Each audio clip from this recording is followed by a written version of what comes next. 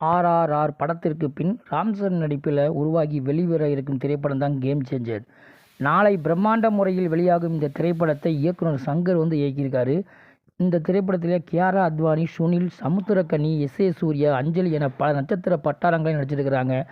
பெரிதும் எதிர்பார்ப்பில் நாளை வெளிவர இருக்கிற கேம் சேஞ்சர் படத்தில் ப்ரீ புக்கிங் வசூல் குறித்து ஒரு தகவல் வெளியாகிருக்குது.